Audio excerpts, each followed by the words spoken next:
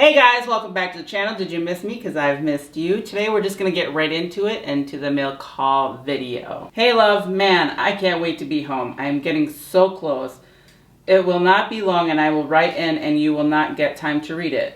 I can't wait for that day. Anyways, a lot of guys in here lost their gun rights as kids. They like to talk to me about guns because it's a topic they don't know much about. They find it fascinating. Anyway, this topic came up, why are sniper barrels so long? This question came about because I was explaining to them why I like SCAR 17 so much and the history, why it is built the way it is and why it is more or less the first reliable AR-10 sized rifle. Yes, the P Mag made most AR-10s reliable, but it was not always that way. Long story short, everyone else believes the SCAR is ugly as hell. They will say, I want an AR-15 looking rifle that shoots at 308. And I will tell them, yes, there are a few companies that made AR-10s in the battle rifle configuration. However, when compared to the SCAR, most of the time it's heavier and less accurate. Moreover, an AR-15 will outperform an AR-10 size rifle within 300 yards in almost all classes. So when manufacturers build AR-10 sized rifles, they make them as designated marksman rifles, DMRs, to take advantage of beyond 300 yard performance. They're also 10 plus pounds and have a barrel that is 18 inches or longer. That's what she said. That's just no good for a battle rifle because you're giving up on maneuverability. Maneuverability. Something like that.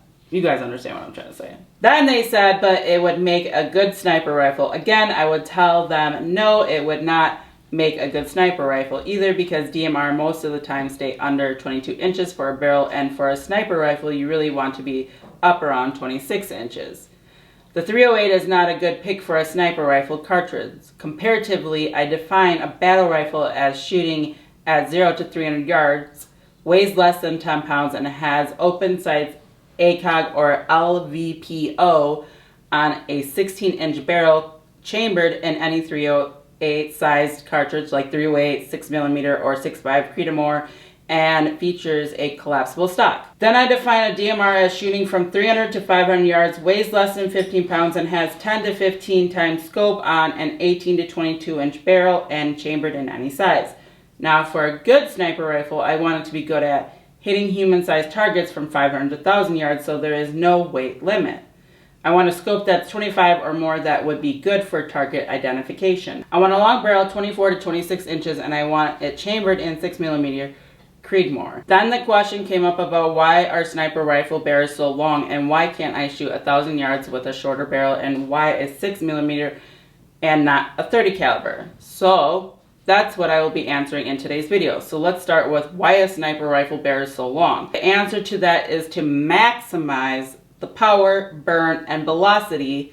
Now, it does not make the rifle more accurate. However, the longer it takes the bullet to get to the target, the more environmental effects have on the bullet, such as drop and wind. So it's way easier to shoot long range with a long barrel no matter the cartridge you choose to go with. So to answer other part of the questions, yes, you can shoot 1,000 yards with a shorter barrel. There's even a competition that limits the barrel length. In Ohio, they have a handgun match that limits the barrel length to 16.25 inches and they shoot 600 to 1,000 yards. So it can be done in a pinch with a DMR or a battle rifle, but if you had a choice, why put yourself at a disadvantage? It would be like running mountain bikes against gas-powered dirt bikes in a race. If your goal is to just hit a human-sized target at 1,000 yards, pick the right tool for the job and it will make the job way easier, which leads nicely into why 6mm and not 308. So the first thing that needs to be cleared is a 6mm has a higher ballistic coefficient BC potential than 5.56 or 6.5 has a higher BC potential than 6mm and 7.62, higher than 6.5mm, and so on. The bigger the caliber, the higher the BC potential because you are more or less limited to a 1 to 7 barrel twist, and the longer the bullet, the higher the BC. The high BC is one of the biggest goals you have when it comes to long range shooting because it will hold the velocity longer. You still want to have a start velocity of something north of 2,600 feet per second so you have velocity to hang on to in the first place. So one of the best ways to do that inside of an AR-15 mag is 6mm Creedmoor or inside of an AR-15 sized mag is a 22 ARC because the magazine limits the size of the cartridge that you can utilize.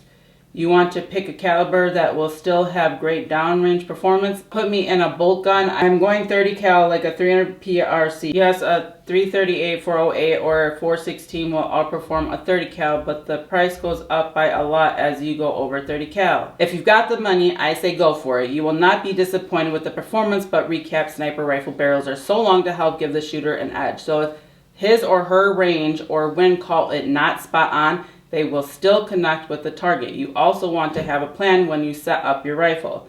Pick a job and set it up for that job, and the rifle will be way more enjoyable to shoot. Anyways, guys, that's about all I got to say about an AR-10 setup. Have fun out there. I should be winning my appeal soon. Alright guys, that's the video. If you like it, give me a comment, thumbs up, and subscribe. And if you guys would like to continue to help support the channel, there is links down below. And obviously the best freaking merch store ever, only technical fans at myshopify.com.